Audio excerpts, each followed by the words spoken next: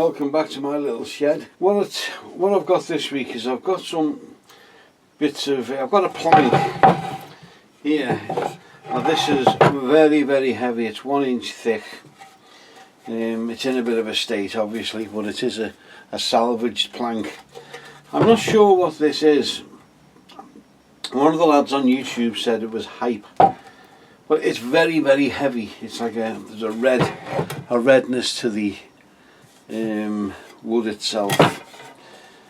Right, so I've got some a scrap plank, which is really hard wood, and I've got a couple of pieces of beech. And what I'm going to do is I'm going to cut them up and make some circles in them. I've just marked, these marks will all be gone in a minute because I'm going to plane them off and get them right. But this is roughly the diameter that I need, and you can see marked in red I've got a few dodgy spots where they were nails, and in some places like there and there there's still nails, but they'll be getting cut out. So what I'm going to do, and the same with the beech, you can see there's a nail there, I can't get that. I could dig it out, but basically I'll just cut the circle around it. So the first thing I have to do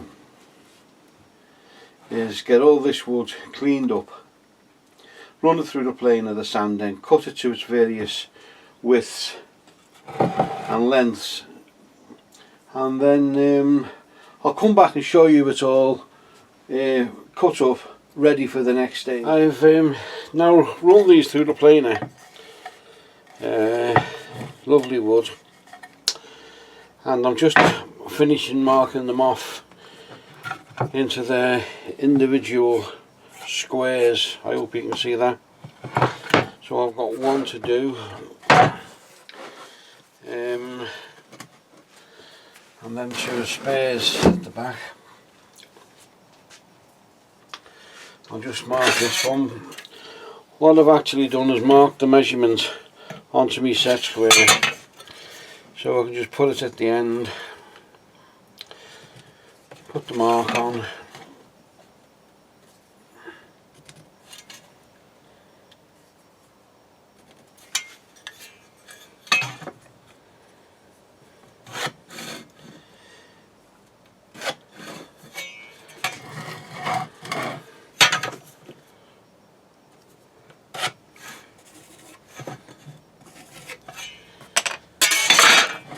and they're now ready to go over to the bandsaw, and I'll just cut them through. What I had in mind was making a solid one on the bottom, cutting the ring out on the next one so it would look like so. Maybe 2 beech, a centre ring,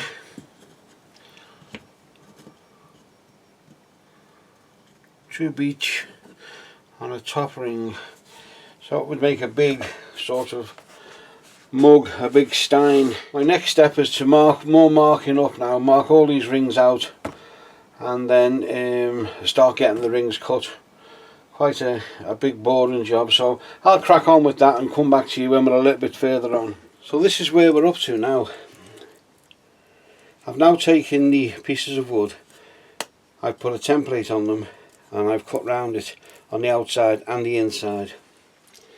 I've done that on all my pieces in the first stack, and I've ended up with rings like so.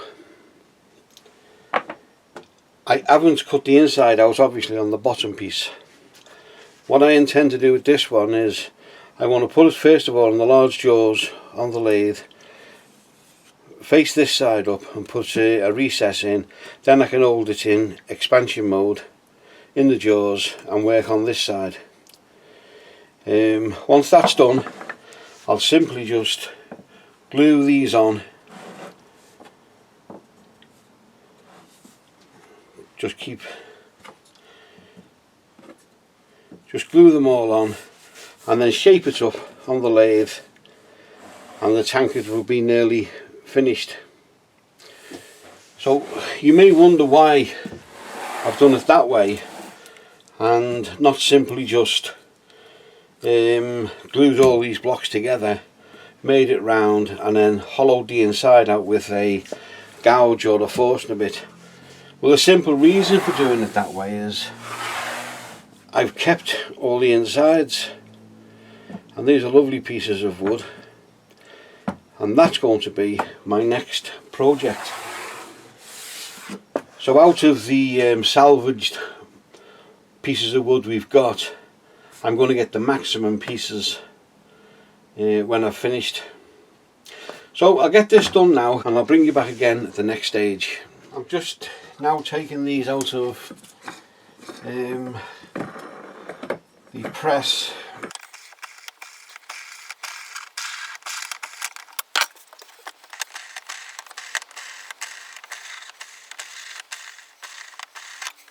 And these are just homemade presses that I made for doing segments with a greaseproof paper. And there we have it. It's glued up, one piece. So we have two of them now.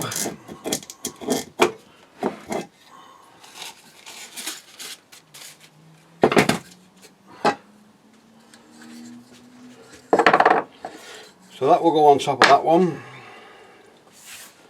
But we'll do them in, won't be glued on until I'm actually turning it, that one. This is the base piece, so that's how they're going to mount. And the base piece now is going to go into the big jaws. Now that's just a little bit close to the big jaws for me. So what I've done is I've just got a spacer piece, a bit of plywood. That's going to go in, and then that's going to go on top, which will take me away from the jaws a bit and make it a bit safer. All I've done is I've got some double-sided tape. I'll just stick that to the base piece in the centre, just to make myself a little spacer. Right, it's over to the lathe, and we'll get this.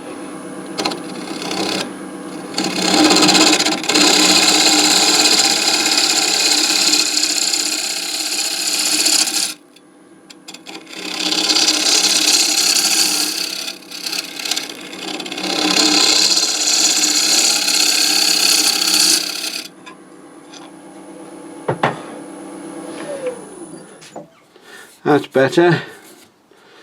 I've still got a couple of these cracks where, well, it's been on the ground for years and years, so going to be expected. They're quite deep, but I do want to reduce this by at least half. That's pretty good, that. I think we'll go for that. So I'll just mark out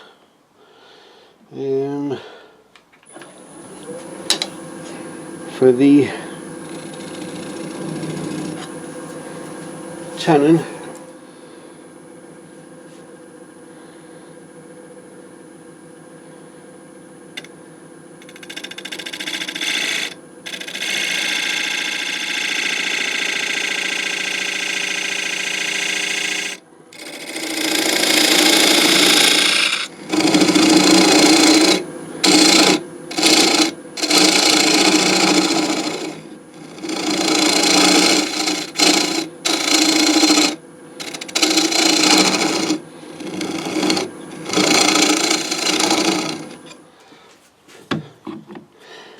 That'll be perfect.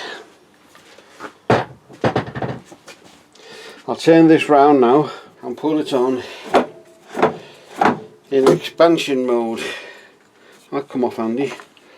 Take off the spacer piece and just make sure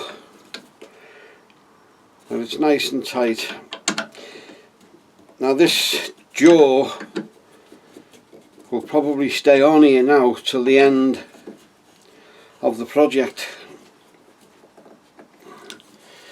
but that's nice and tight. I can turn it around, flatten the front, and then start to glue the segments up. So I'll just get that done quickly.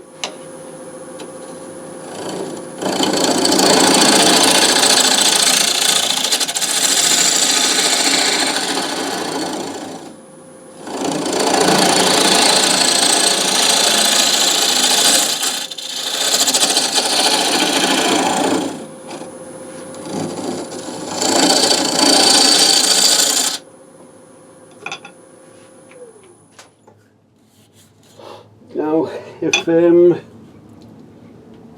just see, yeah, that's right. As I said to you, this one I did want to reduce. I still want to reduce it a lot further, probably by the width of the recess that we've got in, roughly half of what's there. But some of it will be reversed at the end of the project, when I put it into the button jaws and finish the back end off.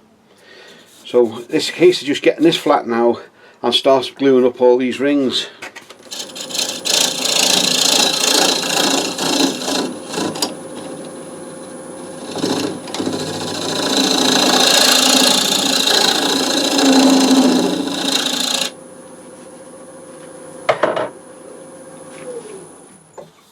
That's excellent. Okay, that's ready now for glue. Okay, I'm just going to clean the inside up.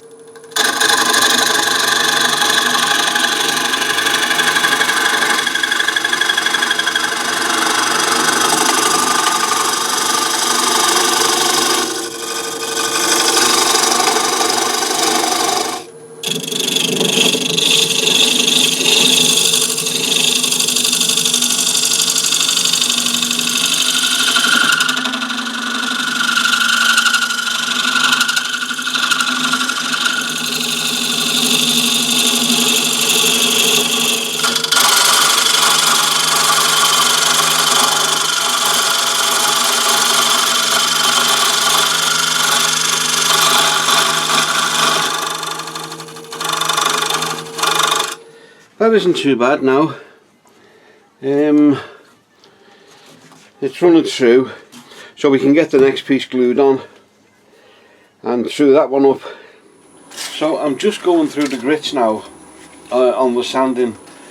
I didn't realise that, I thought the camera was turned down on it, yeah, and it wasn't. You don't want to watch me doing this, so it's just a case of going through the grits. When I get down to the sanding sealer, I'll bring you back. So that's where I'm up to now. My next stage is to sort the handle out. Before I go any further, I'll just denib this now and I'll let it stand for a bit. Sort the handle out, get that glued on. I'll probably put it on with epoxy, and then decide on its finish. If I put the finish on too early, the handle won't stick to the wood. That's about as far as I'm going for at the moment on this. I'm not going to finish them. I don't know whether to seal the inside or not, but there you go. There's some walnut oil on them at the moment, and I'm just continuously rubbing it in till it stops. It is the different colours in the beech are the end grain and the side grain, and it just dries at different rates. So there's one of them. Move that out of my way, and I'll just show you the other one. There you go. Now I did have some problems.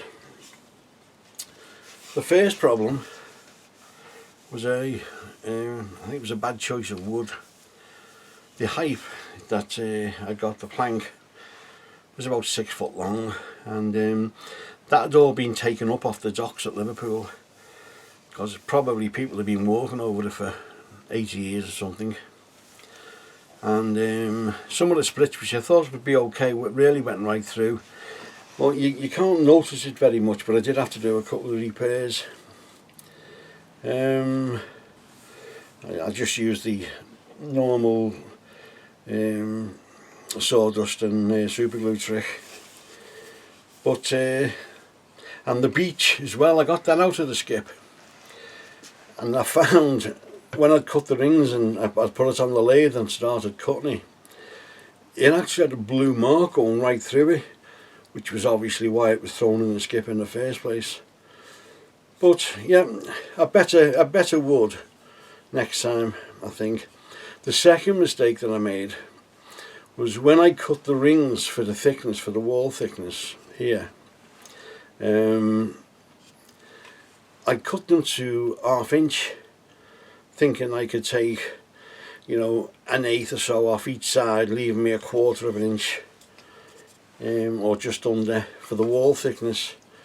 But what I forgot to realise was the fact that it didn't leave me enough to put a lot of shape into them, so I was really trying to get a bit of shape. I was really it was chattering a lot, and I was starting to lose the wall thickness, but you know, it worked out.